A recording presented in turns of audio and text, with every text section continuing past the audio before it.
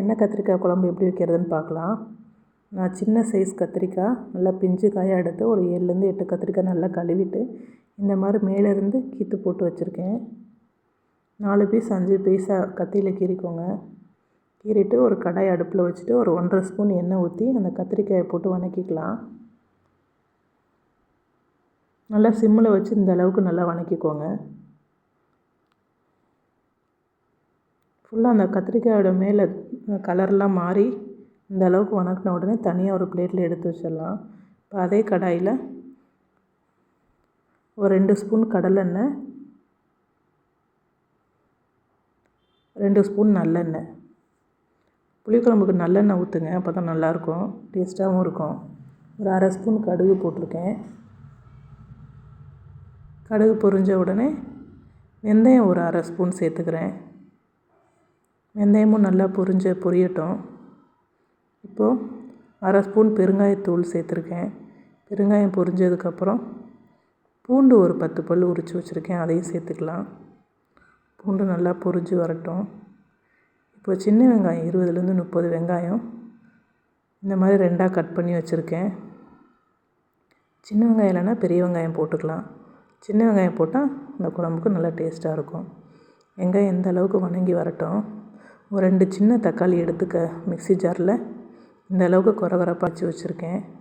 இப்போ இந்த வெங்காயம் இந்த அளவுக்கு வதங்கின உடனே அந்த அடித்து வச்சுருக்க தக்காளியும் ஒன்றா சேர்த்து வதக்கிக்கலாம். இந்த வெங்காயம் தக்காளி நல்லா வதங்கி வரட்டும். இப்போ உப்பு ஒரு 2 ஸ்பூனு, மஞ்சத்தூள் ஒரு 1/2 ஸ்பூன் சேர்த்துக்கிறேன். தக்காளி நல்லா வதங்கி எண்ணெய் பிரிஞ்சு வரும். இந்த அளவுக்கு எண்ணெய் பிரிஞ்சு வந்த உடனே வரமிளகாத்தூள் எடுத்துக்கலாம்.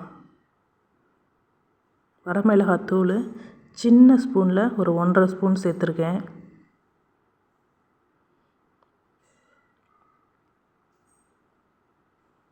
மல்லித்தூள் பெரிய ஸ்பூனில் 1½ ஸ்பூனு. இந்த 2 மசாலா மட்டும் சேர்த்தாலே போதும். இப்போ இதையும் சேர்த்து நல்லா பச்சை வாசனை போகிற அளவுக்கு வதக்கிக்கலாம். அடுப்பை சிம்மிலே வச்சு வதக்கிக்கோங்க. நல்லா ஒரு 2 நிமிஷம் நல்லா வதக்கிக்கோங்க. இந்த அளவுக்கு நல்லா வதங்கி வரட்டும். நான் எலுமிச்சம்பழம் அளவு புளி நல்லா கரைச்சி வடிகட்டி வச்சுருக்கேன்.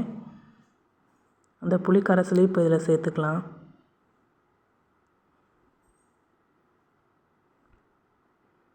எனக்கு ரொம்ப திக்னஸாக இருக்குது. நான் ஒரு 1/2 டம்ளர் தண்ணி ஊற்றிக்கிறேன். ரொம்ப திக்காகவும் வச்சிடாதீங்க, குழம்பு கொதித்து வரப்போ ரொம்ப திக்காயிடும். இந்த அளவுக்கு மட்டும் தண்ணி ஊற்றி நல்லா கொதி வரட்டும். தட்டை போட்டு மூடி இந்த அளவுக்கு நல்லா கொதித்து வரட்டும்.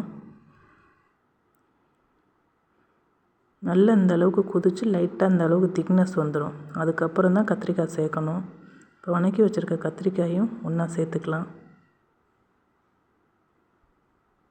கத்திரிக்காயை போட்டு 10 நிமிஷம் தட்டை போட்டு மூடி வச்சிடலாம். நல்லா கொதித்து வரட்டும். இந்த ஸ்டேஜில் உப்பு பத்தலைனா உப்பு ஒரு 1/2 ஸ்பூன் சேர்த்துக்கோங்க. இடையில் 5 நிமிஷம் கழித்து பிளேட் எடுத்து ஓப்பன் பண்ணி பார்த்து ஒரு கிளறி விட்டுக்கலாம். நல்லா கிளறி விட்டுட்டு திரும்பவும் பிளேட்டை போட்டு மூடிடலாம். திரும்ப ஒரு 5லேருந்து ஒரு 6 நிமிஷம் கொதித்து வரட்டும்.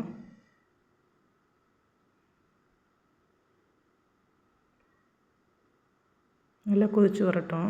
திரும்ப பிளேட்டை போட்டு மூடிட்டு நல்லா எண்ணெய் பிரிஞ்சு வந்துடும். குழம்பும் நல்லா திக்னஸ் ஆகிடும்.